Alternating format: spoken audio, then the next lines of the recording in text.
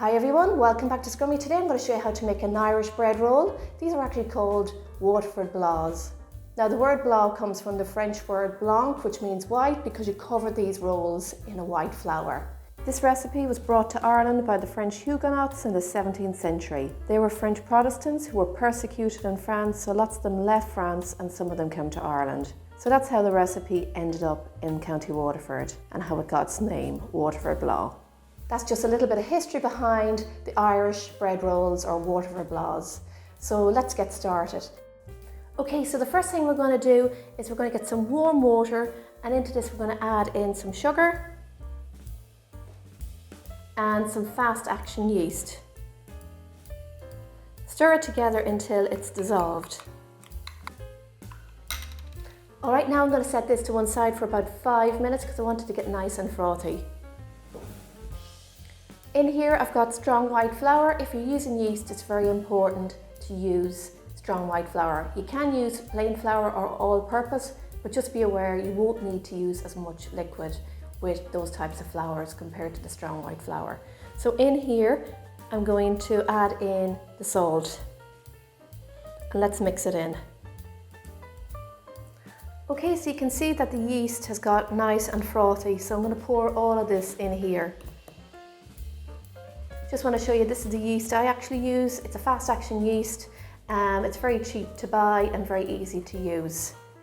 Okay, so I'm going to pour in some of my warm water now. I'll pour in about 3/4 because I may not need all this liquid.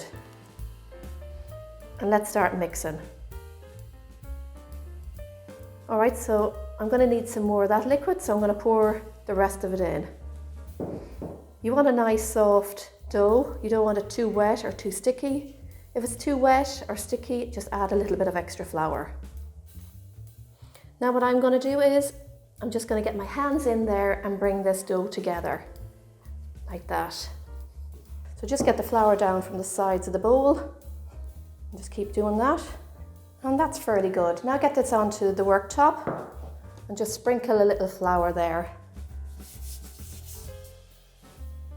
And to knead this dough, you just basically pull it like that and push it out. Just do that for 10 minutes. You need it for 10 minutes because you want to activate the yeast in it. Okay, so after 10 minutes, you should have a lovely dough like that. You can see this isn't too wet or too sticky. It's nice and smooth, and that's how you want it. So just going to pop this to one side for the moment and get our bowl. And in here I'm going to add a little bit of oil, olive oil. This helps the dough to rise. So you want to just rub that into your bowl like that. And now pop your dough in there. I also like to put just a little bit of oil on the top, like that. Put a layer of cling film on top. And now just place a tea cloth over it. I'm going to leave this here because my kitchen is nice and warm. It's important that it sits somewhere warm for about an hour. So if your kitchen isn't warm, place it somewhere where the sun is shining, or in your airing cupboard is a perfect place too. So see you in an hour. It's been an hour, so let's check this dough. Look at that. It's risen really well. So what I'm going to do is I'm going to knock the air out of this, and you do that by just putting your hand in a fist and just going like that. We want to knock all the air out. Now get a little bit of flour. You don't need much, it's just so it doesn't stick, and turn it out. So what I'm going to do with this now is to just cut it down the middle and just roll it into 2 sausages. We're going to make 12 rolls, so we're going to cut this in the middle, and we're going to cut these into 3. You can weigh them if you like, but they don't have to be perfect. And now just get 1 roll, and you want a nice smooth surface. So what I do is I just go around like that, a little bit of flour in your hand, go around like that, a few times. until it's nice and smooth. Just like that. Let's do another one for you. So just grab one piece, a little bit of flour, just get a nice smooth surface, like that. And just roll it in your hand. And just keep doing that until you've got 12. Perfect, all done. Let's get them onto a tin now. The best tin to use is one that's 9 inches by 13 inches. So I'm going to get my 12 buns on here. Just make sure to grease it as well. When you pop them on, just leave a tiny little bit of room between each of them.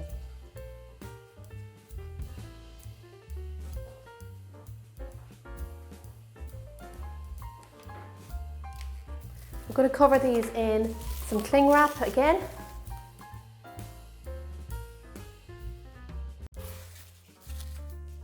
And now pop a tea cloth on top. And that's it. Leave them for about 45 minutes to 1 hour. All right, it's been 45 minutes, so let's check these. They've risen really well. That's what we're looking for. Take off the cling film. All right, so all that's left to be done now is to sprinkle liberally over some plain flour. This is a signature look of a Waterford Blaas. These are ready for the oven. They're going to take about 25 to 35 minutes to bake, and all the temperatures will follow. So let's get them into the oven now.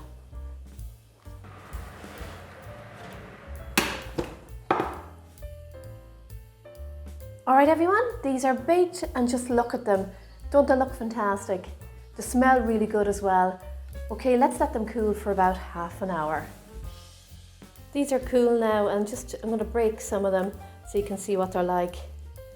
Look at that, lovely soft roll. And they're still warm, slightly warm, beautiful. Waterford Blaas can be served in lots of different ways. The easiest way is with just butter and jam. They also make a great BLT. These rolls actually have a geographical protection like champagne, so unless they're made in County Waterford, you can't call them a Waterford Blaa. But we're not going to worry about that today.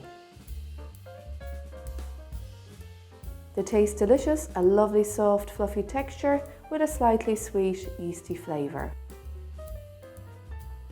Alright everyone, that's it for today's video, and I really hope you enjoyed these Waterford Blaas and give them a go. If you do, let me know what you think of them. I'd love to hear from you.